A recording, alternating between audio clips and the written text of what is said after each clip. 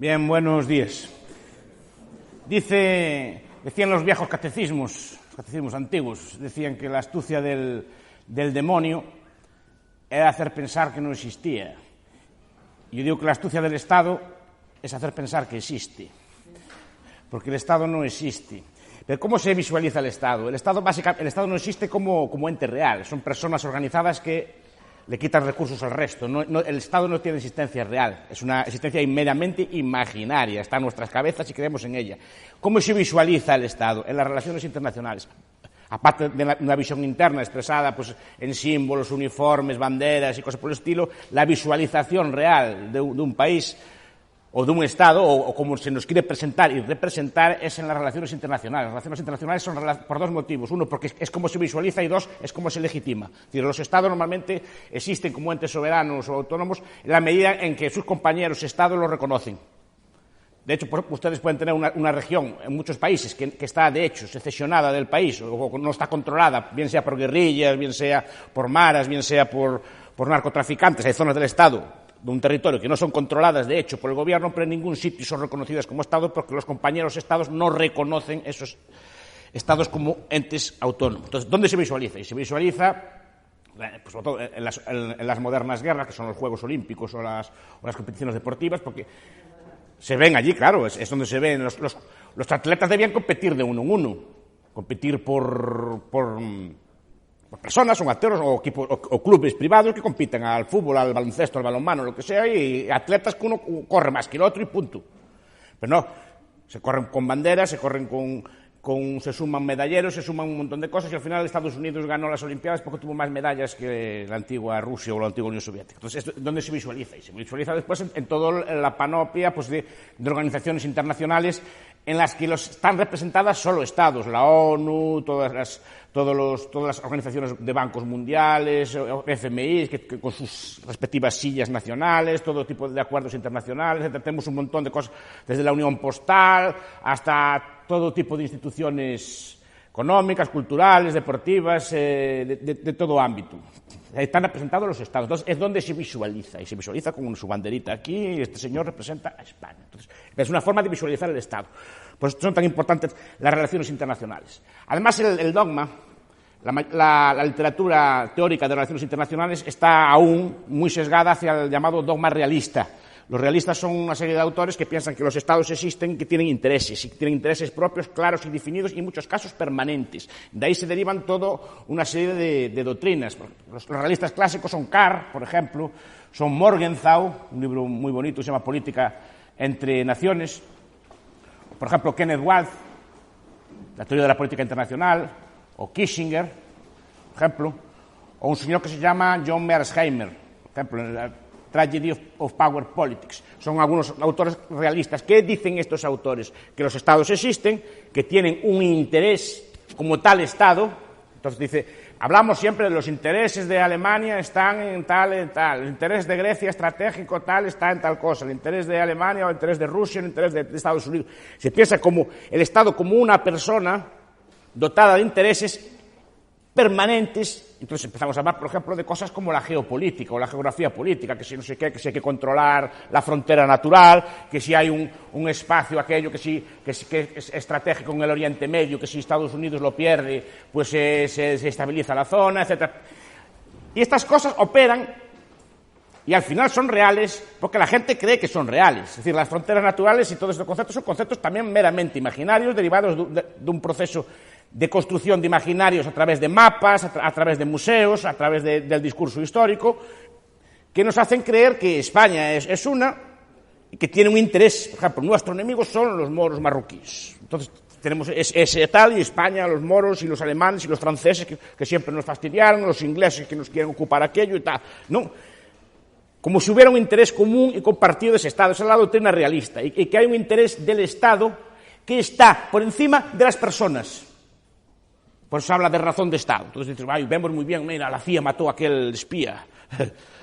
o que mató a aquella persona, claro, porque estaba en riesgo los intereses de Estados Unidos. No sé si me explico. O el Mossad, que bien hizo matar a aquella cosa. No sé si me explico. Porque pensamos que están los intereses del Estado, porque lo principal y permanente es la permanencia del Estado de Israel, la permanencia de la nación americana o del Estado americano. Entonces, se pone esa idea de razón de Estado, que también se ve en el orden internacional, como factor principal frente a los individuos que lo componen. Está antes ese colectivo imaginario que las personas que realmente lo componen. Después veremos que eso no es real. Lo que existen realmente son personas concretas, por Rajoy, Zapatero, Obama, Hollande, Merkel, que extraen él y sus amiguitos recursos al resto y lo gastan como ellos entienden pertinente. Eso es lo que existe realmente. Y cuando hablamos del interés de España, hablamos del interés de Rajoy, Merkel, Zapatero o del rey de Marruecos, en que no vengan otros bandidos a quitarle sus tierras y sus súbditos. Eso es lo que se llama interés. Eso se define como el interés de la patria, el interés del Estado, esa cosa por el estilo. Entonces, primero hay que tener claro esto, que las relaciones internacionales es donde se proyecta el estatismo, y porque las relaciones internacionales, o lo que sí que tienen es una cosa buena, que son anárquicas. Porque es el principal ejemplo que se usa para decir, no, es que la anarquía no puede funcionar. ¿Cómo que no puede funcionar la anarquía? Funciona y funciona todos los días. Es más, y funciona de forma bastante más pacífica que los propios estados dentro de ellos. Si se fijan a día de hoy, creo que no hay ninguna, o como mucho habrá una, guerra entre estados.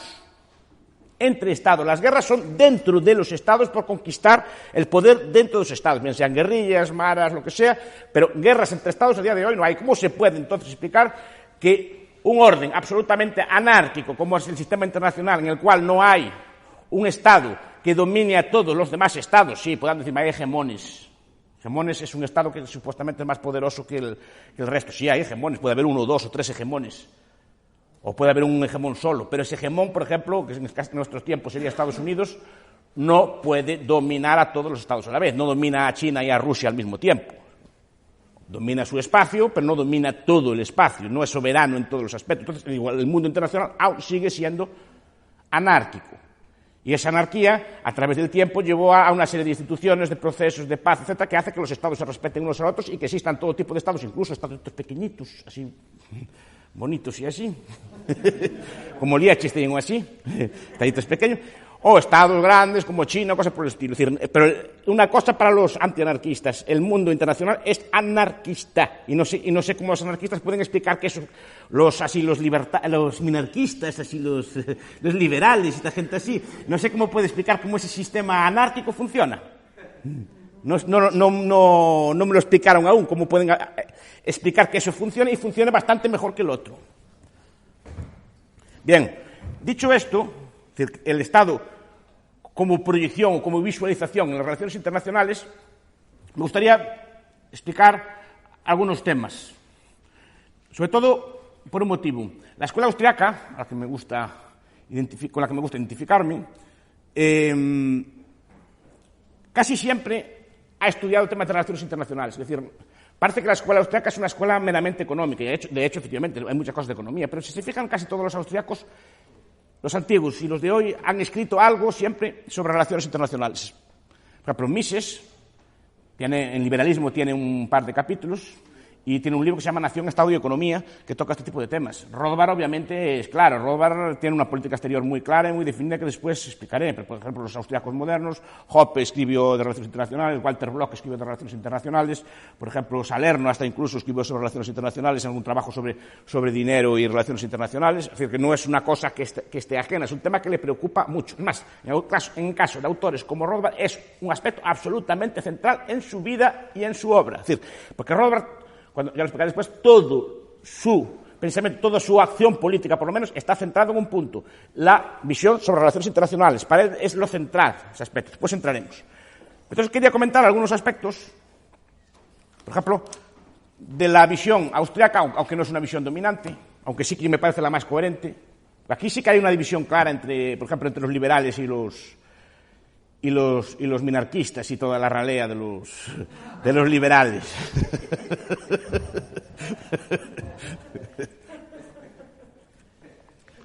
Es un punto de diferencia, porque los liberales tienen que ser buenos y a defender la democracia, a defender la política exterior, y los anarquistas no, y los minarquistas no. Los libertarios no. Y aquí es un punto de cesión, un punto de división muy grande entre ellos. Y creo que es uno de los puntos que más los diferencia, a efectos prácticos, a efectos de toma de postura. Entonces, empecemos por Mises. Mises tiene un tratado muy claro, Nación, Estado y Economía y liberalismo. Ahí es muy claro. Es decir, por ejemplo, para él lo importante es la poca intervención del Estado. Lo que viene a decir, por ejemplo, es que si el Estado interviene poco, da igual esta regulación que otra. Y las relaciones internacionales casi no tienen peso. No sé si me explico. Si el Estado tiene una intervención muy pequeña o es casi ridículo, casi no hay relaciones internacionales porque no hay nada. Si una persona puede migrar a otro país sin fronteras, si una persona puede comprar y vender en otro país lo que quiera, puede desplazarse, invertir, hacer lo que quiera, las leyes, por ejemplo, educativas, las leyes de regulaciones son muy pequeñas, son casi nada, es indiferente vivir en un país que en otro. O sea, que era lo que pasaba, por ejemplo, en la Edad Media antiguamente. Es decir, ¿por qué la gente no se enfadaba cuando le cambiaban el rey o cuando su rey compraba un condado o se casaba y ese rey no pasaba a ser de otro rey? Porque le daba relativamente igual, porque el poder del Estado era muy pequeño y que te mandara un rey u otro no te afectaba en tu vida cotidiana. El Estado carecía de lo que hoy llamamos poder infraestructural, o sea, el poder Los Estados modernos son despóticos, son infraestructurales, tienen la capacidad de permear muy profundamente en vuestras vidas, es decir, afectan mucho a nuestras vidas en todos los aspectos. No solo es pertenecer a un Estado, es que pertenecer a un Estado u otro Estado tiene consecuencias muy importantes. No es lo mismo vivir en un Estado que en otro, porque sí que te afectan el idioma, las leyes, la economía, en mil cosas distintas, y antes no. Entonces digo, ese es el punto principal de Mises. Cuanto más pequeño es el Estado, las relaciones internacionales cobran menos peso, porque no hay nada que hacer, no hay nada que negociar con otras partes. Ahora sí, si el Estado es mercantilista, si el Estado controla la economía, claro, todo acto económico, de comprar un kilo de manzanas, se convierte en un acto de Estado. No sé si me explico. Y un acto que requiere de negociación entre Estados. Yo ahora, pues si voy a Canarias y compro un kilo de manzanas o un kilo de azúcar, pues yo compro un kilo de azúcar. Pero si hay leyes distintas, acuerdos distintos, aranceles y así, todo tiene que ser negociado. Entonces, esa es la tesis de Mises. La tesis de Mises también se extiende a otros aspectos. Uno, la cuestión de los imperios, es un antiimperialista. Y dos, la cuestión de la secesión. La secesión es un tema que Mises toca, obviamente, como buen libertario, que defiende la secesión, defiende el principio de secesión. Incluso hasta llegar a su tope natural, que es el individuo. Pero defiende el principio de secesión, y eso también lo han defendido después Rothbard en España. Don Jesús Huerta de Soto defiende también la secesión. Cuidado, secesión no quiere decir nacionalismo, que es otra cuestión. Puedes independizarte de otro Estado por nacionalismo o por puro interés económico, simplemente porque quieres crear un paraíso fiscal en tu zona y punto. O que culturalmente te sientas de otra nación, o culturalmente te puedes sentir español, pero querés vivir en Gibraltar, por ejemplo, aunque seas español, o en otro tipo de territorio secesionado. Es decir, simplemente porque te interesa. Culturalmente tú eres lo que quieres, lees en español, te gusta leer el Lazarillo de Tormes, estas cosas así, pero te gustan los toros, estas cosas que le gustan a los españoles. ¿No? Pero tú puedes decidir secesionar. Entonces, el principio de secesión para Mises es un principio claro, además deriva del principio de libre asociación. ¿Por qué tengo que estar en un Estado simplemente que no me apetece estar, simplemente porque? Es decir, ¿cuál es la lógica de que tengo que estar? ¿Mantener lo qué? Claro, mantener un principio un principio nacional que es un principio imaginario también. Es decir, la nación es una cosa imaginaria. De hecho, cuando yo veo una foto de España me la creo. Una foto de España. Pero como no hay fotos, se usan los sucedáneos que son los mapas. Por eso en la escuela siempre, sistemáticamente, y siempre insisto en machacar, que a los niños les machacan con mapas. Y repetir mapas, y pintar mapas de colores. Y la geografía es la asignatura en ese aspecto más manipuladora que existe, porque es la única asignatura que les da una visualización, un mapa, una fotografía de lo que es España, Portugal, Grecia, Andalucía o cualquier territorio que se quieran imaginar. Es decir, pero la idea de secesión es clara. Simplemente es transformar algo forzoso en una relación acordada. Simplemente es como cuando un hijo se marcha de casa o ustedes se separan de un novio o de una novia o se separan dos compañeros que viven en un piso. No pasa nada. Se paga lo que se debe, se reparten las cuentas y ya está. ¿Dónde está el problema? Este principio es un principio muy sano. Es un principio, por ejemplo, Que primero en aplicarlo, si lo ven, está en una cosa tan rara como es la Declaración de Independencia de los Estados Unidos. Creo que si alguien se molestara en leer la Declaración de Independencia de los Estados Unidos, que fue el primer documento independentista de la historia, pues se daría cuenta de que allí están justificadas perfectamente todas las razones para la secesión, pero no veo a nadie que defienda que Estados Unidos deba volver a la madre patria Inglaterra reunida otra vez. Entonces, si me explico, fue un ejemplo claro de secesión, como también la fue la secesión de los Estados del Sur, esa reprimida violentamente por la fuerza. Pero secesión, bueno, no sé si Estonia y Letonia estarían mejor dentro de Rusia o así, no sé si sería buena idea que volvieran otra vez para allí, no sé si me explico. Te digo, pero es un principio claro, que se puede discutir. Pero creo que lo tienen claro. Y digo que es un principio de política internacional porque la secesión, también repito, es transformar una relación que ahora es nacional en una relación internacional. Desde el momento que se secesiona un territorio, todas las relaciones que antes eran consideradas dentro de un Estado pasan a ser consideradas dentro de dos Estados. Y segundo, porque ese nuevo Estado secesionado también requiere de la aprobación de los demás estaditos existentes. Es decir, los demás amigos tienen que reconocerte. Si no te reconocen, o sea, no te admiten en la ONU o no tienen acuerdos diplomáticos contigo, ese Estado secesionado no funciona. Pues si quieran discutimos de la secesión, pues yo lo veo bastante claro, lo veo como un principio liberal, claro. Más Mises, que vivió en un imperio austrohúngaro, nos da un ejemplo. Bueno, porque el ejemplo austriaco también tiene que ver con lo que vamos a hablar ahora. Austria es un país que a mí me interesa mucho hablar de él, porque Austria es un país que pasó por todo y no le pasó especialmente nada. Es decir, Austria pasó de ser un imperio en 1910 a ser un Estado pequeño en 1920. A unirse con otro Estado más grande en 1935, o 33, me parece, en el ancho, fue en 38. En el ancho, 38, se unió con Alemania y después en el año 45 volvió a separarse otra vez. Así me explico, pasó por ser imperio, solo, unión, desunión, etc. Y básicamente no le pasó nada. A efectos económicos, más o menos, lo que importa son las políticas que toma el Estado nuevo, no la forma que tenga, si es un imperio, si es otra cosa, no le afectó de gran manera los distintos cambios políticos que tuvo, porque a esos efectos la escala del Estado importa, que es otro aspecto que apunta Mises. Mises también es radicalmente antiimperialista, que aquí abrimos otro debate que para mí es muy interesante, que es la idea de si el imperio compensa o no compensa, es decir, la idea de la expansión territorial de los Estados, o la idea de si las relaciones exteriores belicosas compensan o no, es decir, si la guerra compensa o no, si la conquista de territorio compensa o no. Y digo, porque ahora recientemente se abrió un debate, un libro de un señor que se llama Lieberman, que se llama Do Conquest Paying, si la conquista compensa o no, y un señor que se llama Brooks empezaron a discutir en cuestión de relaciones internacionales sobre si compensa o no conquistar otros países, si compensa o no expandir nuestro Estado a otros Estados. Y unos dicen que sí, por ejemplo, Lieberman dice que, también en The Spoils of Conquest, los despojos de la conquista, dice que puede compensar, simplemente con que hagas tributar a las personas conquistadas, y por el ejemplo de la Unión Soviética cuando conquista Alemania del Este, que les trae muchos recursos por la fuerza, o muchos ejemplos de unión territorial que unos expolian a los otros. Él dice que el expolio puede compensar, yo digo que el expolio no compensa. Es la tesis de Mises, que creo que es la tesis liberal. ¿Por qué no compensa? Porque para tú expoliar a otro pueblo tienes que incurrir en una serie de costes enormes para poder extraer esos recursos. Es decir, sí, de acuerdo, la Unión Soviética pudo expoliarle recursos a la Alemania del Este durante unos cuantos años, a costa de tener que derrotar a Alemania antes, o sea, al coste de varios millones de personas, ¿no?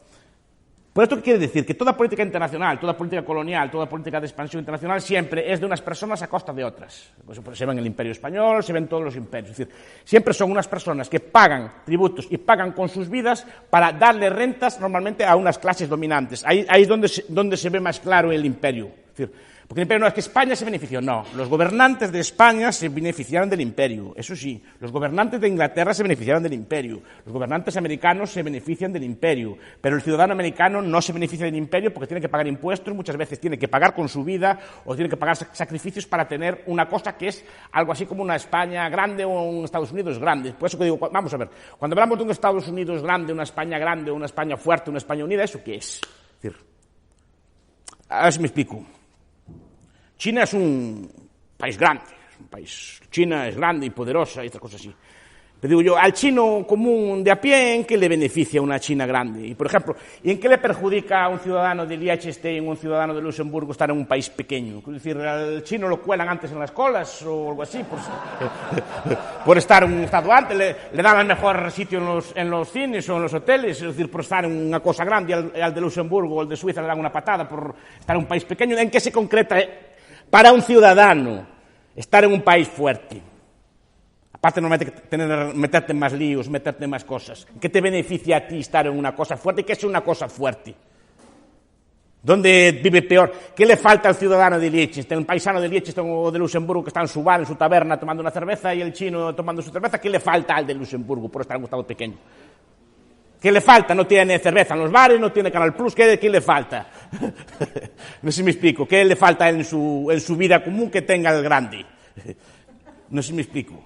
No, sí, que tienes una cosa muy fuerte y muy grande, y cuando sales de allí soy español. No, que está muy bien, pero digo, a mí no me colaron en ningún sitio ni me hicieron descuento cuando voy a América Latina, así no veo dónde está el beneficio para mí de esas cosas. Pues digo que es una cosa que dice que el imperio no compensa, no hay un beneficio neto de eso, ni hay un beneficio neto en la expansión territorial, que el problema del colonialismo y el problema del imperialismo es uno de los problemas que preocupaba en los tiempos de Mises. Hoy preocupa de otra forma. Pero podemos observar una cosa. Cuando hay un cambio en las relaciones internacionales y los países, por ejemplo, antes colonizados, se descolonizan, toda África, todo así, ningún país europeo se derrumba.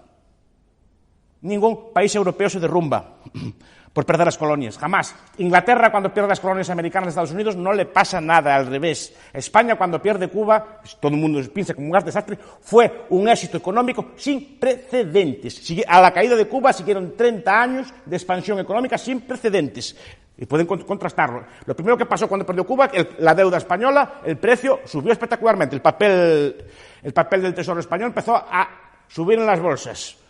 Y empezó a una época de estabilidad enorme, hasta el año 1930 más o menos, de crecimiento más o menos sostenido. Eso sí fue un desastre cultural, y los regeneracionistas y todo, y nos pintan en los libros de literatura como aquello como un desastre. Puede ser un desastre de moral y de cosas así, económicamente para nada. Y se puede contrastar con cualquier cifra económica que les pongan delante. Empezó la industrialización en muchas zonas de España y muchas otras cosas. Y Cuba prosperó y España prosperó, prosperaron los dos. Igual que Estados Unidos prosperó, Inglaterra prosperó, también cada uno por su cuenta. Digo, está el problema del imperio, que también podía discutir si compensa o no el imperio. Yo digo que el imperio normalmente no compensa. Compensa a las clases dominantes, eso es como tenemos que verlo, a las clases que dominan los estados. Porque eso tenemos que aprenderlo también. Todo estado tiene una clase dominante y tiene una clase dominada. Eso es una ley de hierro de la política histórica y en todas partes. Entonces, estos son los aspectos que toca Mises. Los temas de autodeterminación, temas del imperio, temas de la nación, en qué sentido compensa el tamaño de los estados, porque Mises también habla de la escala de los estados, en qué sentido el tamaño de los estados es coherente, y también la idea de si es mejor que haya muchos estados en el mundo que haya uno solo. Eso es otro debate también que podemos entrar en él. Yo creo que es mucho mejor que haya muchos estados a que haya uno solo. Porque algunos cosmopolitas, sobre todo liberales, creen así en un Estado solo, regido así por una especie de élite benévola. Cuando hay un Estado solo, y lo explica muy bien un señor que se llama Stanislav Andreevsky, en un libertario británico, en un libro precioso que se llama Estudios de Sociología, el común denominador de la clase dominante del nuevo Estado no será el mejor, será el peor. No sé si me explico. O sea, la clase dominante de ese Estado nuevo no iba a ser a lo mejor de suizos o de cosas por el estilo, probablemente fuera de indios, de pakistaníes o de gente así por el estilo, que son los que son más, no sé si me explico, porque el común denominador no sería el más alto, sería el más bajo. Aparte que no habría competencias entre Estados, no habría a dónde escapar en caso necesario. Y como bien recuerda Andrés, que todas las libertades y cosas así derivan de que existen muchos Estados, que por lo menos el poder está dividido en muchos Estados, y cuantos más Estados haya a este respecto, mejor, no peor. Porque existe competencia entre ellos. Si en un sitio prohíben una cosa, tú te puedes escapar a otro. Como pasaba en el siglo XVI o así, aquí se prohibía la Inquisición unos libros, esos libros se editaban en Holanda y se traían, y al revés, si los protestantes editaban unos libros, se editaban aquí y se traían para allá. Siempre había sitios de refugio donde esconderte y muchas cosas de este estilo. O sea, hay muchas ventajas en que haya muchos estados. De hecho, como me gusta mucho explicar, Jones o Baechler o Rubén Zorrilla, el éxito europeo es derivado de que existían cientos de estados históricamente. Y el problema de China, el atacamiento, es que se transformó los decenas de estados en uno solo. Y en cuanto juntaron un estado solo los chinos, ¿qué hicieron? ¿Qué? Imprimir papel, moneda. Porque ahora no había dónde escapar. Ahora tienen que aceptarlo porque no había dónde ir. Cuando tienes 400 estaditos en Europa, o pagas en oro, o el conde de Rivadavia paga en oro, o el duque de Normandía no se lo quiere, no sé si me explico. Pero cuando tienes un territorio así cerrado y encapsulado, ya puedes hacer estas cosas. Pues es otro aspecto de las relaciones internacionales que está en la teoría clásica. ¿Cuántos estados tiene que haber? Y si sería bueno que hubiera un estado solo en el mundo o no. Ese estado tendría problemas de cálculo, a ver quién lo gobernaría, cuál sería la ley que lo gobernaría, porque sería otro tipo de cosas. Muy probablemente no tendríamos nuestra ley, tendríamos la Sharia. Porque puestos a votar, ¿quiénes son más? No sé si me explico. Somos demócratas y vamos a votar, ¿qué le gana? Probablemente gana la Sharia, o una de estas así, ¿o no? Por eso es bueno que haya estados, más que uno. Porque si no, ¿cómo podríamos conservar nuestras libertades si fuera toda votación a nivel mundial? Mejor que haya muchos que haya uno, mejor que no haya ninguno, sobre todo. Pero bueno, de haber que haya, mejor, cuantos más haya más pequeños, mejor. La escala también influye, es una cosa que también apunta a Mises. Otro aspecto que quiero tocar es la filosofía, por ejemplo, de Rothbard. Rothbard, para él, la política exterior es central. Es central incluso en su vida, porque para Rothbard el principal causa de creación de estados, la principal causa de engorde de los estados es la guerra. También lo apunta muy bien Robert Hicks en sus libros, que los tuvimos hace poco aquí, en Juan de Mariana, así en Madrid. La guerra es la salud del Estado, decía el viejo Randall Bourne, ¿no? Es la salud del Estado, es decir, los estados nacen con la guerra, viven de la guerra y crecen con la guerra. Cuanto más guerra hay, más le conviene al Estado. De hecho, si miran un gráfico de impuestos, con cada guerra, como explica Robert Hicks en Crisis and Leviathan, con cada guerra el nivel de gasto va subiendo y nunca baja hasta el nivel de antes. Va subiendo y todas las cosas de izquierdas, muchas cosas, por ejemplo, los impuestos a la renta en guerras, impuestos en la nómina, en la guerra, subida de la suspensión del oro, por ejemplo, como moneda, la primera vez que se da en la guerra napoleónica. Es decir, todas las guerras son causa de descontroles económicos, porque las guerras favorecen la centralización, las guerras favorecen la obediencia de las personas al Estado, la guerra favorece la suspensión de las leyes comunes. Hay el amigo Lincoln suspendiendo el habeas corpus, por ejemplo, en la guerra civil. Es decir, es una cosa que favorece mucho el poder del Estado, pero una vez que adquiere el poder del Estado, al acabar la guerra, el Estado no devuelve nunca a las situaciones de antes. Entonces, para Rothbard, lo central es la guerra. Por eso Rothbard se opone sistemáticamente a toda guerra exterior de Estados Unidos. A toda guerra que no sea de legítima defensa en su territorio. Es el llamado aislacionismo. Entonces, por eso llama la atención, por ejemplo, si vemos a Rothbard, dicen, no, Rothbard era una persona muy de derechas, de joven, por ejemplo, en el Partido de los Estados, Storm estuvo siempre en el ala derecha del Partido Republicano, pero lo vemos en la guerra de Vietnam militando en fuerzas socialistas o en fuerzas parasocialistas. Y él dice que nunca cambió de opinión. Y es verdad, él nunca cambió de opinión. Porque para él lo central no era el dinero, no era la banca, ni esas cosas así. Para él lo central es el Estado. Rothbard es un enemigo del Estado. Y el enemigo del Estado en todas sus concreciones. O sea, el dinero, la banca, la intervención de los precios, etc.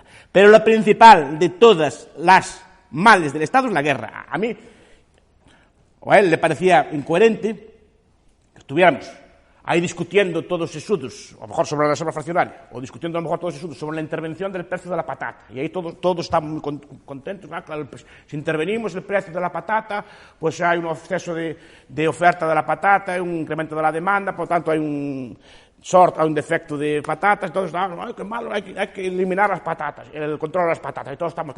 pero cuando se trata de hacer una guerra brutal contra otro país, matando gente con tal, no, ahí somos todos muy buenos. Es una incoherencia, si me explico. Oye, es mucho peor hacer una guerra que controlar el precio de las patatas. Eso ya se lo digo yo también ahora. Porque una guerra al final es el aparato del Estado en acción, sigue siendo un control, sigue siendo un funcionamiento del aparato militar, etcétera, etcétera, en otro país.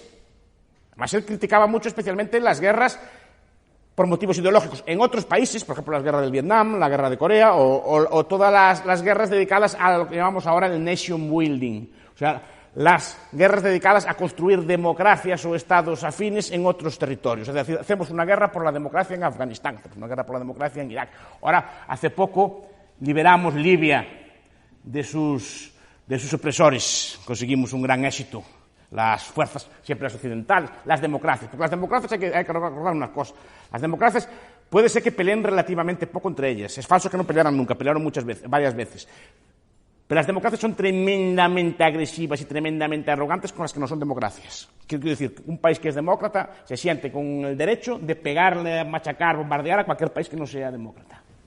Simplemente porque no es demócrata. Y se siente con ese derecho. Es tan arrogante, tan superior, que muchas guerras no son entre ellas, pero sí que machacan a cualquier país que no sea demócrata. Y son bastante agresivas. Probablemente tanto más que las dictaduras. Yo siempre digo, en los tiempos de Franco, que era una dictadura, obviamente, ¿en cuántas guerras exteriores estaba metida España? ¿Qué le dijo Franco a Lyndon Johnson cuando le pidió tropas? Que le mandaba enfermeros. Que no le mandó nada. Que no se metían en sus líos. ¿Cuántas guerras tiene la España democrática? Pues debe estar en 5 o 6 ahora. En países que ni nos hicieron nada, ni son asunto nuestro, mi opinión no es problema nuestro. Porque el problema es el mismo que en cualquier intervención.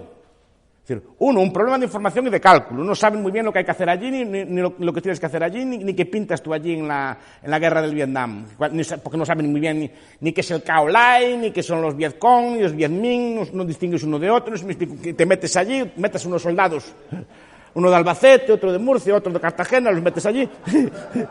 Vale, y son tropas muy buenas y muy aguerridas, pero ¿qué saben ellos del Cao Lai, de todas las cosas, de la religión que tenían allí? ¿Cuál era de los bandos el correcto? ¿Cómo distinguen un Viet Cong de un Viet Minh? Los meten allí y tal, y sin saber lo que hay. Simplemente lo que hacen normalmente en ese tipo de tropas es daño. No hacen nada bueno. Si pelean por la democracia. Pero la idea es esta. Uno, es una intervención como otro cualquiera. Con todos los problemas de la intervención, que no sabes lo que hay problemas de precios, problemas de cálculo, que además, aún por encima operando en un mundo en el que no hay precios de mercado, sino que operas allí sin saber muy bien lo que hay que hacer, cuáles son los costes que tienes que asumir, cuál es el objetivo que tienes que alcanzar, porque eso de alcanzar una sociedad democrática, ¿en qué consiste? ¿A partir de qué punto es democrática? ¿Dónde se suma eso? ¿Cómo se mira eso? Y dos, como cualquier intervención política, tiene efectos no previstos. ¿A qué me estoy refiriendo? Es decir, cuando vemos estas cosas de las patatas, vemos que hay controles, pero después vemos que hay industrias que quedan desabastecidas, que hay inflaciones en otros sectores, que eso se traslada a conflictos sindicales en otros sectores, es decir, que hay sectores terceros que son afectados. Bueno, en la política exterior también hay más agravados, lo que he llamado el blowback. No sé si es un concepto que conocen. Es un concepto que acuña Chalmers Johnson, un analista de política internacional, en una serie de libros que se llaman así, Blowback o las amenazas del imperio. Y explica que, como toda intervención en política exterior, tú intervienes, pero no sabes lo que va a pasar después. Generas efectos externos, en terceros sectores, en sitios que ni lo habías pensado. Ejemplo, Libia. Van las fuerzas del bien, acaban con el terrible tirano. Bien, el terrible tirano, por cierto, que le financió la campaña a nuestro amigo Sarkozy. Se la pagó de su bolsillo. Terrible tirano, y recibido en España con honores y por José María Aznar. Es decir, que no un horrible tirano sin sentimiento. Pues en su momento se deshacen de él, bien, ahí no me meto ni tal, y quitas aquello. Pues después ¿qué pasa? Uno, todas las guerrillas, toda aquella cosa que tú no sabías que había todo tipo de bandas, que Libia está dividido en varias zonas que se odian unas a las otras, y que hay varios tipos de integristas que se pelean allí, todo tipo de yihadistas y cosas por el estilo, que ahora dominan el territorio a gusto. Dos, el arsenal. El arsenal de Libia lo saquearon, porque obviamente en un caso de guerra no lo puedes hacer, lo saquearon primero, acabó en manos del Estado Islámico. Ahí tenemos otro bichito nuevo creado por la cosa nueva. Es decir, las armas que tienen, teóricamente eran para los amigos sirios, esas armas, pero acabaron todas ellas en manos del Estado Islámico. Dos, parte de esas armas fueron para los mercenarios que tenía Gaddafi, fueron para Malí. En Malí montaron otra guerra. Tres, parte de esas armas fueron para Túnez. Y hay guerras en las montañas de Túnez y tenemos los ríos de Túnez. Eso es por hacer el bueno, no sé si me explico. Lo mismo pasa, Al-Qaeda. El amigo Reagan quiere jugar a la guerra en Afganistán, financia las guerrillas afganas. Las guerrillas afganas después se vuelven contra ti, después se montan Al-Qaeda y después te bombardean a ti. Y ahora lo mismo, ahora Al-Qaeda es nuestro aliado, porque ahora, como saben bien, en el Yemen, Estados Unidos apoya a Arabia Saudí, apoya a Egipto, apoya contra los hutíes, que son pro-Irán, pero a su vez están aliados y dándole armas a Al-Qaeda. ¿Qué les parece? O sea, Estados Unidos está dando y apoyando a Al-Qaeda en estos momentos en unos sitios, combatiéndola en otros, este tipo de cosas. Eso es lo que pasa cuando empezamos con intervenciones exteriores, que no sabes muy bien lo que pasa y no puedes controlar lo que pasa. Exactamente igual que cualquier otra intervención política. Entonces, Rothbard, con un agravante, que la guerra incrementa el poder del Estado, incrementa la legitimidad del Estado. Fíjense, todos los estados cuando hablan de la guerra contra el analfabetismo, guerra contra la pobreza, guerra contra la droga, siempre el lenguaje del Estado al hacer objetivos es bélico, porque refuerza el poder del Estado. Pero digo, la idea es, en política exterior no se debe intervenir. A mí me gusta mucho la doctrina Estrada, que es la doctrina mexicana. El pueblo mexicano es amigo de todos los pueblos del mundo y de sus gobiernos. Punto. Él no se mete con nadie.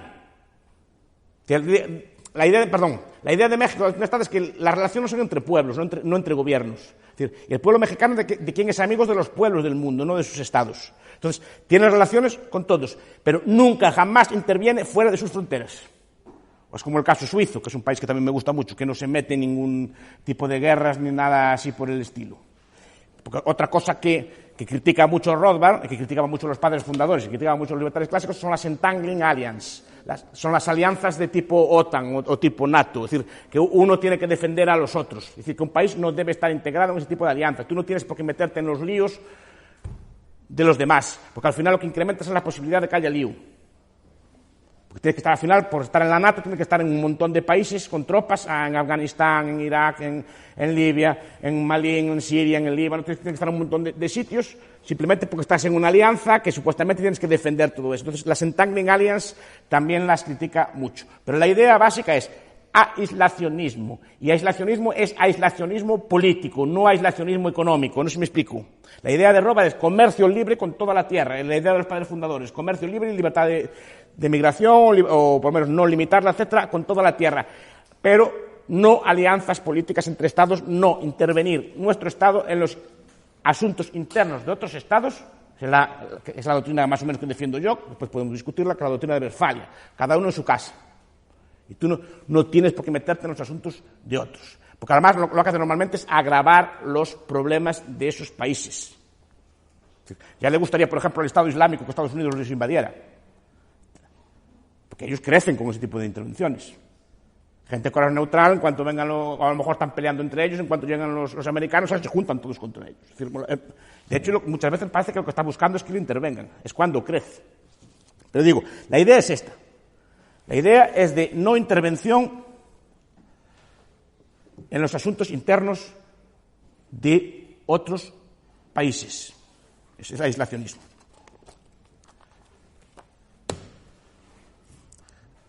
Tercer punto es la cuestión de la interdependencia, que es el principio también de la llamada política internacional liberal, que es otro debate que también me gustaría plantear, como vengo con ganas aquí de discutir. El tema de la interdependencia, que plantea, por ejemplo, Keohane, Nye, o, por ejemplo, un señor que se llama Richard Rosenkranz, un libro que se llama El auge del Estado comercial, que viene a decir que en las sociedades actuales la interconexión económica es tal que una guerra, por ejemplo, una guerra entre España y Francia, o una guerra entre Francia e Italia, o una guerra entre Alemania y Francia también, por ejemplo, la interdependencia es tal que una guerra dañaría los intereses de todos. O sea, si hay una guerra con Francia, claro, sí, pues perderíamos, ganaríamos, pero las multinacionales francesas verían arrasado su capital aquí, el comercio con Francia sería perjudicado, habría un daño enorme, etcétera. Las guerras normalmente se hacen porque se quieren. no porque haya mercaderes de la muerte ni nada así por el estilo. Un mercader de la muerte, si quisiera hacer guerras, haría una buena guerra entre Francia y Alemania, por ejemplo. Eso da más dinero que una guerra en el Congo, ¿sí o no? Pues, puestos a gastar, tenemos más dinero para gastar nosotros en armas. Si nos ponemos farrucos, si nos ponemos chulos, tenemos más dinero para gastar nosotros que el Congo, para ponernos a comprar tanques y armas así. Entonces, si no hay guerras, básicamente, es la teoría de otros autores, porque estamos tan interconectados que no nos interesa tener la guerra. Pero no porque los intereses de las armas o de las grandes empresas, no sé qué, no les interesa. A las grandes empresas de armamentos sí que les interesaría una buena guerra así. Porque tenemos más para gastar, simplemente. Podemos comprar más armas más caras y las mejores del último grito, más que los de Ruanda o los de Burundi. Tenemos más dinero nosotros, ¿o no? Si no lo hacemos es porque estamos interdependientes. Y esa es la idea de los liberales, que el comercio mundial genera interdependencia y genera paz. Que lo que trae paz al mundo, que lo que trae paz a las relaciones internacionales es la interdependencia, el cambio económico, que haya interés, que las dos partes perdamos si hay una guerra. Esa es la teoría de ellos. Los realistas se oponen. Los realistas, como no ven esas cosas del comercio, dicen que lo importante es el Estado y tal, que al final, si ven que nos fastidian, el Estado va a hacer una guerra, y ponen los ejemplos de la guerra mundial, que estaba en Europa muy también ya bastante interdependiente y pelearon igual, que al final lo que importa es el interés, la supervivencia del Estado, ese tipo de cosas. Está todo el debate de la interdependencia, es decir, de si hasta qué punto el comercio mundial, el liberalismo, estas son las posturas liberales. Rosencrantz y estos son liberales, no son así libertad, pero sí, es la teoría liberal pura, que el comercio, la paz, la libre circulación, etcétera, la interdependencia de las personas, al final genera la paz en el mundo. Yo soy de esta teoría, yo defiendo esta teoría, no defiendo la teoría del realista. Es decir, yo creo que la civilización, la paz y que la gente sea más pacífica o que la gente sea más civilizada se debe en buena medida a las relaciones comerciales.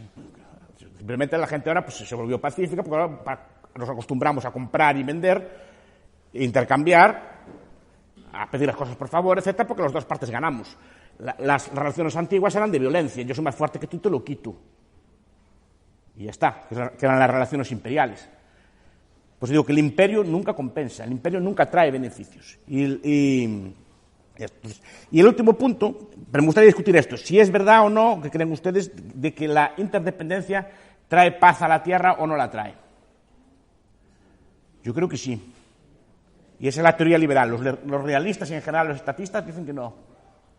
Que son los acuerdos, los estados, así, estas cosas que hacen entre ellos, que negocian, así, lo que trae la paz. Yo digo, lo que hace que no veamos un francés como un enemigo o una cosa por el estilo, es que simplemente comerciamos, nos intercambiamos, lo vemos cerca y tenemos interés en que le vaya bien, etcétera. Porque es otra idea liberal. Es decir, que a mí me interesa, frente a lo que decían los realistas, que mi vecino esté bien, no que esté mal. A mí me interesa que mis vecinos, mis países vecinos sean ricos, no que sean pobres. ¿Qué gano yo con... Si Francia fuera pobre, si todos fueran pobres, ¿yo qué ganaba con eso? Aparte, no tendría clientes, tendría que estar manteniéndolo yo por encima. O sea, si sus amigos son pobres, ¿ustedes ganan o pierden? Si sus amigos que quieren y así se arruinan, no creo que ganaran mucho ustedes. Tendrían que a lo mejor pagar las copas ustedes, o no sé si me explico. O tendrían a lo mejor que alojarlos. A mí lo que me interesa es que mis amigos sean ricos, todos. Cuanto más ricos sean, malo será que uno no me dé un bocadillo, otro no me dé una cama, no sé si me explico. No. Pero si mis amigos son pobres, mala cosa. Pues a mí, es la teoría liberal también. Cuanto más ricos sean mis vecinos, mejor. Pero los otros no. La política de empobrece a tu vecino para que sea más débil, para que no te pueda atacar, etcétera. Ese tipo de cosas así. La última idea que quería discutir es la cuestión toda, que también se oponen los liberales, que también es un debate entre liberales, es sobre las organizaciones internacionales. Tipo ONU, tipo FMI, tipo Banco Mundial, ese tipo de instituciones todas, ¿no? Y en general todas las instituciones, por ejemplo, que regulan el comercio, la Organización Mundial del Comercio, este tipo de cosas. Como hay un libro reciente de Aparicio Caicedo que habla de estas cosas, el New Deal del comercio global, hablando de los años 20 y 30, es decir, que cuando los Estados Unidos crea, a través de su más o menos política imperial, un sistema comercial mundial regulado, que es ahora el debate que hay, por ejemplo, sobre el acuerdo con Estados Unidos, el acuerdo comercial con Estados Unidos, que a mí me parece fatal, por lo menos. No es el tipo de comercio que defendemos nosotros, es un tipo de comercio regulado normalmente con estándares, normalizaciones al servicio de las grandes empresas y no al servicio del libre mercado. Entonces, yo en general de ese tipo de acuerdos regulados, incluso de la Unión Europea, yo creo en la Unión Europea como unidad de comercio, yo no quiero una Unión Europea como Estado. Es el viejo debate, por ejemplo, de la Europa romana y la Europa cristiana, no sé si hablamos alguna vez de esto. La Europa romana es la Europa del Imperio Romano, es una Europa con un imperio central, con su capital en Roma, toda gobernada y unificada por un emperador. La Europa cristiana es una Europa unida culturalmente, unida por un idioma, y unida por una fe, y unida por una cultura más o menos común, pero dividida en 1000 estados. Esa es la que quiero yo. Son las relaciones que quiero yo. Una Europa de 1000 estados en la que estar en un estado o en otro sea relativamente indiferente. Ahora quedo a su disposición por si quieren cumplir el tiempo, ¿eh?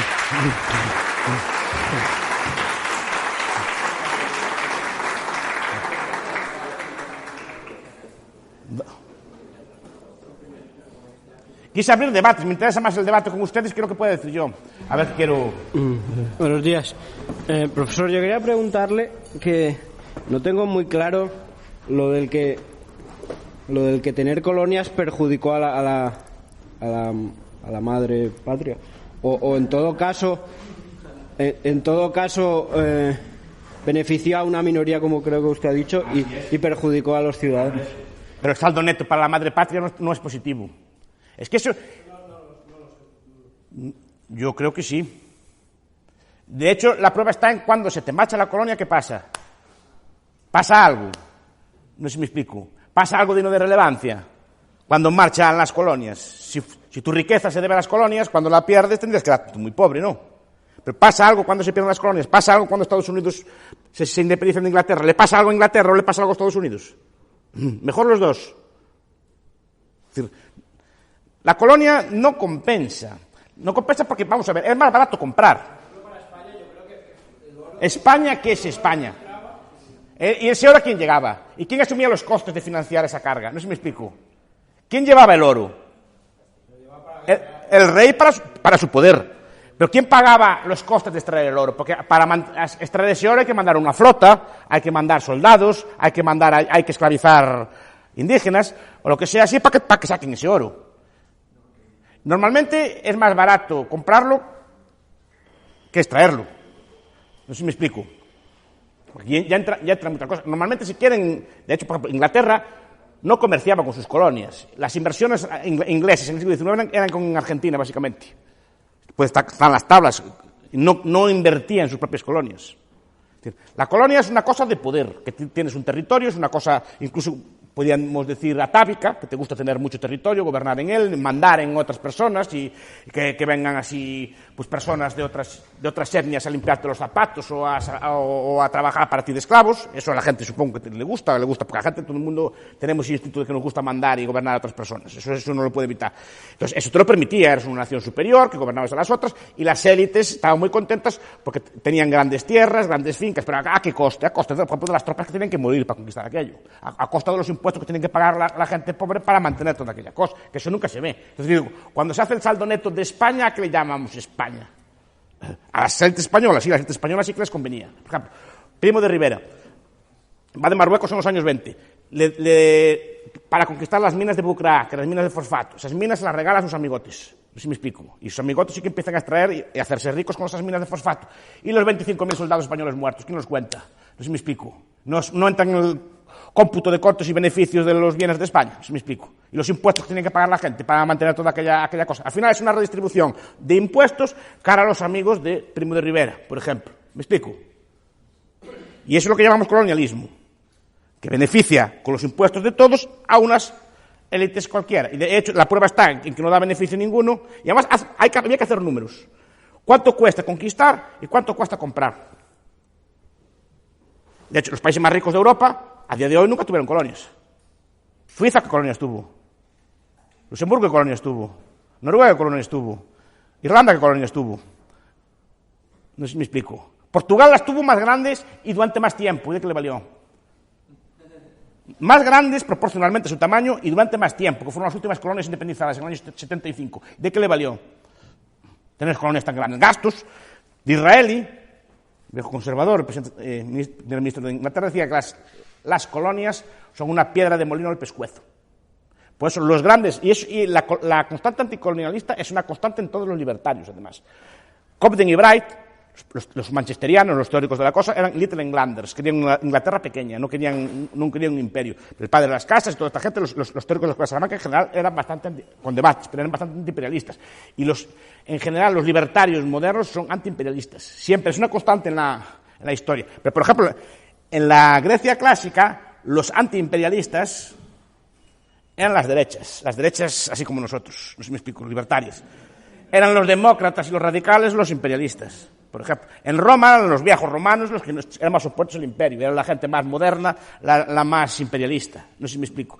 Porque económicamente no compensa. Empieza a hacer números de lo que te cuesta conquistar una colonia, cuánto te cuesta explotarla, con un agravante que además te obliga a ti a comprar tus propios productos.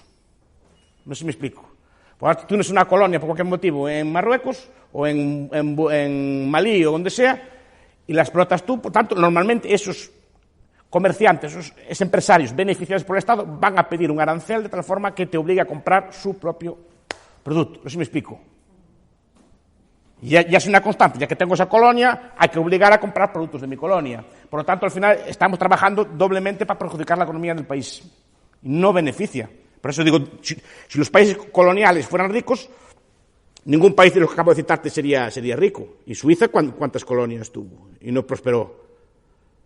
La prosperidad es interna, no se deriva de tener o no colonias. Y decirme cuándo se derrumbó a alguien por perder una colonia. Da tú las palabras. Bueno, estoy de acuerdo con eso último que ha dicho de cuando era más libre Europa, cuando había más libertad, cuando Europa no era Europa, era la cristiandad. Y luego, bueno, la modernidad con Westfalia y todo esto, los estados, es cuando aparece realmente el Estado como una ordenación política. Entonces, ¿qué opinión le merecería por ejemplo, la teoría de Carl Schmitt o de aquí en España de Álvaro Dors de los grandes espacios, exacto, como una posibilidad de volver a ese orden? Pues que a eso me refiero. Una cosa es el nacionalismo el nacionalismo cultural, y otra cosa es la cuestión política. Tú puedes tener una nacionalidad. La idea de gran espacio me gusta en ese aspecto. La idea de una cristiandad pero dividida en muchos estados. Es un espacio cultural, no político. Por ejemplo, Alemania, siglo XIX, es la Alemania de Goethe, de Schiller, de von Kleist, de toda esta gente, ¿no? Es una Alemania de Schlegel, una Alemania muy elevada. Dividida en 70 estados, 40, 50, 60 estados, nadie lo sabe contar muy bien, no sé si me explico. Eran alemanes de cultura, se sentían alemanes, pero no querían estar en un único estado alemán. Pero incluso a día de hoy se ve, creo que hay 4 o 5 estados alemanes a día de hoy. El más rico es el más pequeño y el más pobre es el más grande. La zona más pobre de los estados alemanes es Alemania. La zona más rica de los estados alemanes es Liechtenstein, con $140.000 de cápita. Y país totalmente alemán, que hablan alemán, leen alemán, cultura alemana, ¿dónde está el problema? Solo que no quieren estar unidos en el Estado alemán. Prefieren estar con su estadito pequeñito, con libre secesión de cada uno de los territorios de Liechtenstein, que eso la gente no lo sabe. En Liechtenstein hay 14 ayuntamientos, cada ayuntamiento tiene derecho de secesión. Y el rey, el gran duque, mejor dicho, dijo que incluso debía extenderse al individuo. Fue el parlamento que no lo dejó, pero el buen y viejo rey dijo, rey o gran duque, dijo, mejor a un gran duque. El gran duque dijo que debía ser hasta el individuo la secesión. Pero en la Constitución cada aldea tiene derecho a secesión. Los 15.000 habitantes que tiene Liechtenstein, más o menos, 15 o 30.000 habitantes que tiene Liechtenstein. Ya veo que os va fatal, es un horrible país. Por aquí tienen. Bueno, este debate ya lo hemos tenido más veces en clase, pero cuando hablas de la anarquía en la sociedad internacional, yo sigo sin creerte. Hay manuales preciosos, por ejemplo, de Esther Barbé, y trabajos también muy buenos, que realmente tú, cuando he leído la autobiografía de Thatcher, tú compruebas que cuando va a las Malvinas se atrasa el proceso un montón precisamente por el derecho internacional, por la ONU, por lo que pudiese decir. Es decir, si hay reglas, no es anárquica la sociedad internacional. Estados Unidos, ¿cuántas resoluciones incumplió? Israel, ¿cuántas resoluciones incumplió? Es decir, que al final, si no las incumples, ¿qué te pasa? Nada. Le podría pasar porque quiso hacer las cosas de acuerdo a quiso hacerlas, pero si no las hace tampoco le pasa nada. Es decir, es anarquía en el sentido de que no hay un Estado encima de los otros. Y para implementar esas normas internacionales, ¿quién las implementa? ¿Qué instancia? Si ahora, por ejemplo, Israel hace tururú, no cumplo la ley, ¿quién se la hace cumplir? No sé si me explico. A eso me refiero con la anarquía. ¿Quién se la hace cumplir? Si ahora los chinos torturan o los rusos hacen tal cosa, ¿quién le hace cumplir la ley a ellos? Bueno, pues intentar aislarlo, pero eso aún así sigue siendo anárquico, porque no tiene capacidad de imponerte nada. De imponerte, no. El aislamiento, tú asumes tus costes, pero no te pueden imponer nada, no te pueden... A ver si me explico. Si tú ahora haces algo mal aquí, supuestamente es un mundo estatal, pues llegarían 2 hombres o 2 mujeres armados, te cogerían, te arrastrarían por la fuerza, te meterían en una especie de jaula. No sé si me explico, ¿no? Aquí alguien te haría usar la fuerza, aquí supuestamente no hay anarquía.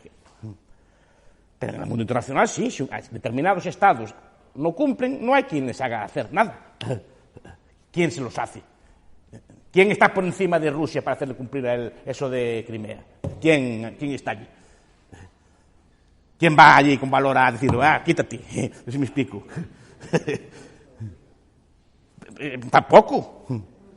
No puede, ahí está, Estados Unidos no se puede imponer a todo, porque no se impone a todo, porque no tiene capacidad de todo. Es el problema que tienen es el problema del overstretch, que lo explica muy bien en clave bastante austríaca Paul Kennedy, que es un autor que cito muchas veces, Auge y decadencia de las grandes potencias, que es un libro precioso. Dice que los estados llegan a un punto que no pueden crecer más y se desmoronan. Es igual que las empresas, igual que es un problema de socialismo. Llegado a un punto no pueden controlar más y se desmoronan, porque Estados Unidos, por ejemplo, ahora se centró en Oriente Medio, se puso con todas las guerras de Afganistán así, descuidó América Latina y le crecieron un montón de enanitos.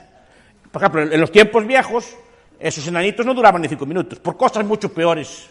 Cayó Arbenz en Guatemala, por ejemplo, por cosas mucho más simples.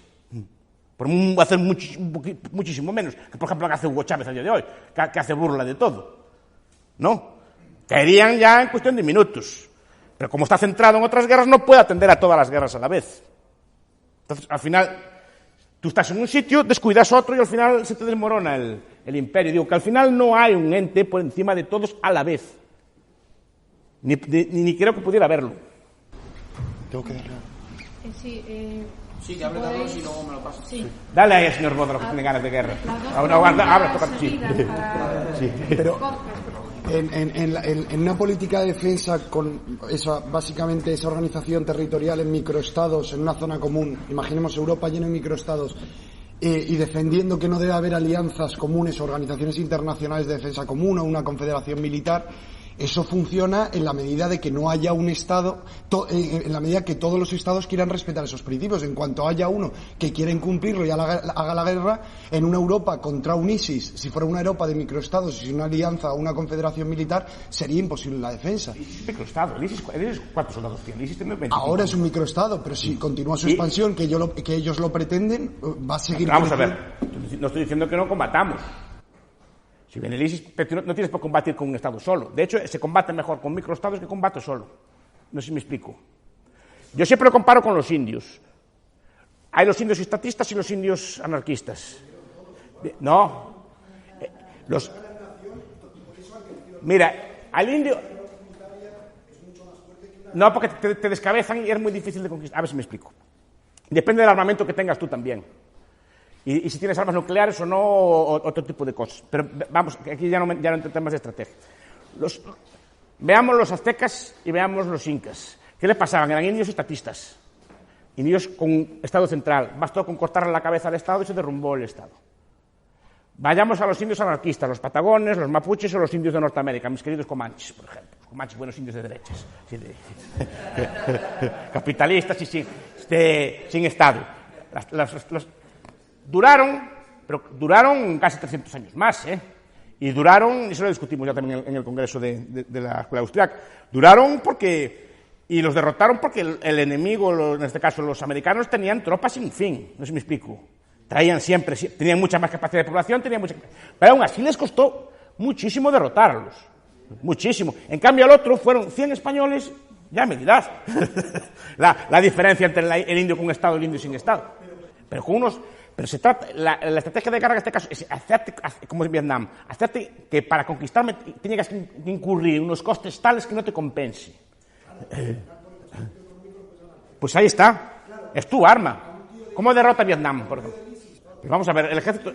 Ahora se pueden unir. Por ejemplo, en la Edad Media se unieron para cruzadas, se unieron para otro tipo de cosas, pero de forma voluntaria y ad hoc, no con pactos permanentes, sino vemos un enemigo y nos juntamos. Pero no que tengas que estar en una NATO, que cualquier lío que se meta uno tengas que meterte en los líos de los otros, sino que ves una amenaza como se juntaron contra Gengis Khan, por ejemplo, como se juntaron en momentos concretos, y bastante más eficazmente, por cierto. Bastante eficazmente defendían mejor aquellas cosas con 1000 estados que defendían ahora, por muchos de ellos mercenarios y cosas por el estilo. Pero pues, lo del ISIS... A ver, hay la idea de que el ISIS se combate con las armas. El ISIS es una idea y las ideas solo se combaten con ideas, y eso lo explicó muy bien Rothbard también. Lo explicó Rothbard también, porque cuanto más atacabas al comunismo en Vietnam, más comunistas creabas en todas partes. Y el problema es que el ISIS son gente que son gente con valor, te guste o no, mucho valor, y que pelean por unas ideas, cosa que nosotros no somos capaces de pelear por una idea. Eso es otra cosa. Necesitamos siempre de estaditos o de cosas así que nos defiendan. No somos capaces de defendernos solos. Yo soy bastante proamericano, no soy antiamericano. Lo que estoy diciendo es que estoy en contra de que se meta. A mí me gusta Estados Unidos como era antes, aislado. Es decir, un beacon, un faro en el mundo. No tiene por qué meterse en la guerra de Vietnam. No es su problema.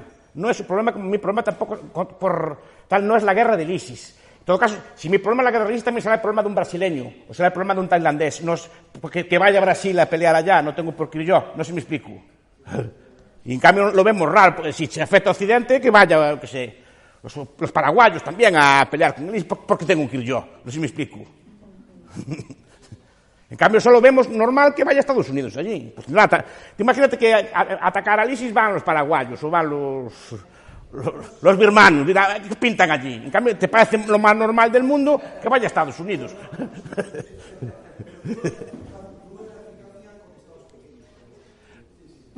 No, pues sí que el tema es bueno, pero digo, se defiende mejor. A ver, ahora... venga. A ver, todos estos ejemplos que están poniendo de aztecas, Edad Media, Gengis Khan, o sea, la gente peleaba con piedras. Estamos hablando de la guerra de verdad, de la guerra en la que un tipo puede mandarte anthrax en un sobre, que te puede mandar uranio empobrecido, o sea, son cosas que escapan a nuestra independencia como personas. Yo puedo sentirme muy defendido en mi casa teniendo un CESME debajo de la cama, pero me ponen una bomba y con el CESME, como no me lo coma, no tengo otra cosa que hacer. O sea, y esto es unas pequeñas reflexiones y luego va a venir la pregunta. Hay una serie de guerras que se han dado, sobre todo en los últimos tiempos, que si nosotros las analizamos, no son ni la guerra de Vietnam, ni son la guerra de Irak, son de que han ido las fuerzas de mantenimiento de la paz de Naciones Unidas a una serie de países en los que la gente estaba matando, como puede ser Ruanda, como puede ser Liberia, como puede ser República Democrática del Congo, como puede ser Camboya, a los que ha habido que ir allí porque la gente se estaba matando por la calle con machetes. O sea, en Ruanda murieron 500.000 de personas a machetazos, entre Hutus y Tutsis. Con el apoyo de Francia. Con el apoyo de Francia y los belgas por el otro lado. Sí, no lo dudo, sí, eso es cierto. Pero, ¿cómo se cortó lo de Ruanda? ¿Porque se empezaron a abrazar todos y hicieron micronaciones? No, porque llegó allí los cascos azules y empezaron a pegar tiros. O sea, aunque a nosotros no nos guste, a nadie le gusta la guerra. O sea, nadie disfruta con la guerra. Pero hay situaciones, y de hecho podríamos enlazar, sin entrar en la teoría de George Bush, con la guerra preventiva. Lo de ISIS, o sea, ¿de verdad nosotros creemos que podemos estar aquí sentados en nuestra torre de marfil hasta que los amiguitos del ISIS crucen desde Marruecos? O sea, hasta entonces no podemos hacer nada. Si pudiéramos nosotros en conciencia, aunque ahora me digáis todos que no pulsaríais un botón para mandar un drone y matar a todos los generales del ISIS, ¿en serio? O sea, ¿alguien puede defender eso? Yo si pudiera los mataba a todos los generales del ISIS, claro que sí. Son gente que amenaza mi forma de vida. Y son gente que si pudiera me cortaba el cuello. A ver... ¿De verdad? O sea, ¿en serio? ¿Alguien se cree ese aislacionismo? Vamos a ver, yo sí lo creo. Vamos a ver si me explico. Lord Byron dijo una vez: quien quiera ser libre y combatir el mal, coja un fusil y vaya. No sé si me explico. Pues el ISIS no pelea con cosas bastante toscas y le va bastante bien. Lo que pasa es que el ISIS como siempre caemos en la trampa de entrar en la propaganda. El ISIS no mata especialmente mucha gente. Lo que pasa es que la gente que la mata de una forma muy cruel y la filma, que es muy distinto. Pero el número de muertos mató mucho más a América del ISIS que del ISIS de los otros. Cada día, si leen las partes de bajas diarios, los de ISIS mueren como moscas. Pero que los de ISIS matan relativamente poco, pero lo matan muy cruelmente. Igual que hacía Franco en la Guerra Civil, cuando usaba a los moros como arma de guerra. Pues esto es exactamente lo mismo. Los usa porque los filma y les da para dar miedo. Es una cosa muy... Y además sabe lo que nos duele. No sé si me explico. Porque nuestras guerras son cobardes, que nosotros bombardeamos con fósforo, pero no somos capaces de bajar a pelear al terreno. Y ellos matan a como antiguamente, no sé si me explico. Y eso es lo que nos duele a nosotros, porque nosotros, claro, nuestras bombas con fósforo blanco, no. Que sí, pero yo no veo... Primero, el caso de ISIS porque está de moda. La guerra del ISIS es una guerra entre chiitas y sunitas. Bien, quien arma al ISIS es árabes, turcos, nuestros aliados de la OTAN queridos, es decir, con el apoyo tácito de Israel. No estoy diciendo mentiras, no están apoyando explícitamente, pero están apoyando, dejando por atrás. Porque el enemigo de Israel es Hezbollah, y el enemigo de Hezbollah de Israel es Irán, no es los sunitas. Y los sunitas estos, como les hacen daño a los chiitas, y a quien degüellan y dañan son a los chiitas, esa es su guerra. Pues es su guerra, no la mía, no sé si me explico. No la mía. Lo que pasa es que en el proceso de propaganda nos quieren meter ahí. Digo, y si es mía, también será de un brasileño. O será de un paraguayo, no tengo por qué yo meterme más en esa guerra que otras cosas. Y normalmente lo que pasa es que cuando te metes en esas guerras te las devuelven. No sé si me explico. ¿O qué piensas? ¿No atentan en Francia porque Francia no está metida en todo cuánta guerra hay?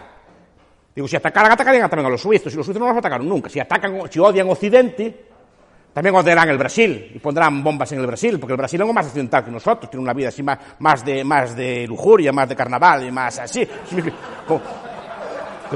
Como forma de vida, les supongo que les parecerá más aberrante la brasileña que la nuestra, más decadente, no sé si me explico. No sé por qué no la atacan. No, ataca porque normalmente ataca quien se mete con ellos, en los asuntos de ellos.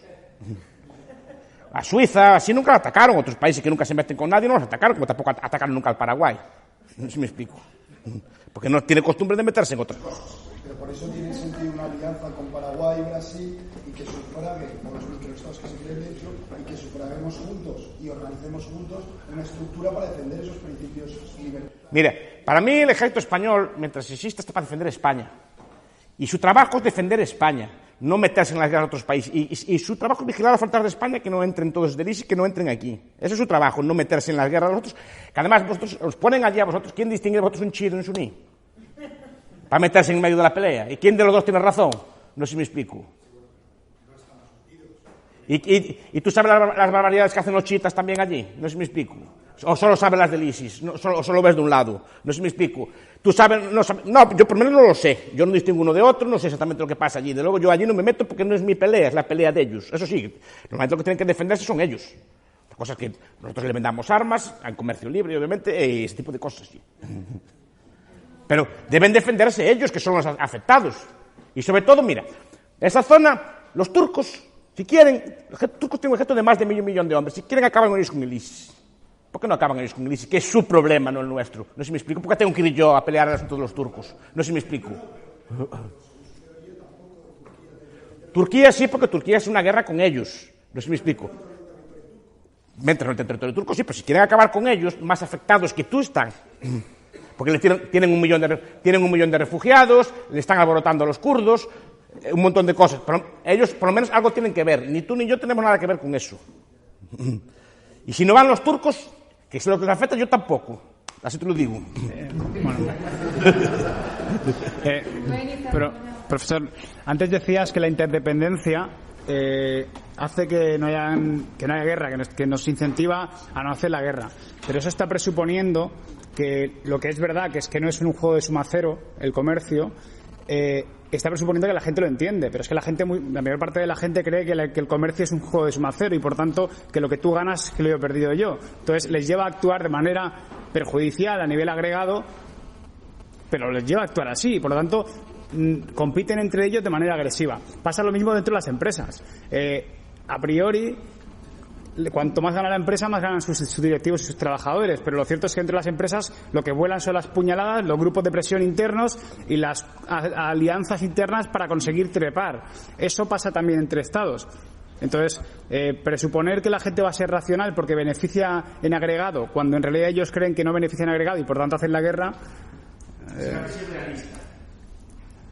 Defendiendo tú. Que al final, claro, el gobernante al final va a pensar en su interés, en la conservación de su Estado, en la conservación de su poder, y muchas veces hacen guerras simplemente pues para quitar presión de un problema interno.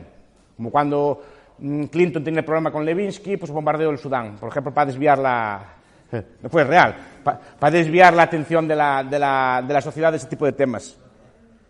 Y puede ser cierto, pero que eso por las ideas realistas, porque piensas que tu Estado tiene un interés, tu Estado tiene una cosa por el estilo. Si tú crees en otro tipo de cosas, no funciona. Lo que dices tú es cierto, es decir, pero porque la gente piensa un clave de interés nacional. Pero yo estoy diciendo, los teóricos de independencia, que al final sí que hay una pérdida para las dos partes de entrar en guerra. Eso es real, aunque no lo creas, eso es real. Y supongo que hay mucha gente que se va dando cuenta de eso, sobre todo los altos directivos de empresarial, por ejemplo, el director de Citroën, el director de Carrefour, el director de grandes empresas que tienen intereses en España y Francia, no creo que estén muy interesados en una guerra. Pudiera ser que la hubiera, pero no, se va reduciendo poco a poco el interés en esa guerra. Esa es la teoría de la interdependencia. Sí, es la idea, sí. Sí. Pero digo que poco a poco, ahora gracias al comercio, aquí hay personas de otros países, hay personas que viajamos, todos más o menos conocemos extranjeros y gente de otro estilo, es más difícil que antes que tú veas a esa persona como un enemigo. No quiere decir que no pueda darse, pero ahí está la tesis realista, pero yo creo que poco a poco se va dando eso.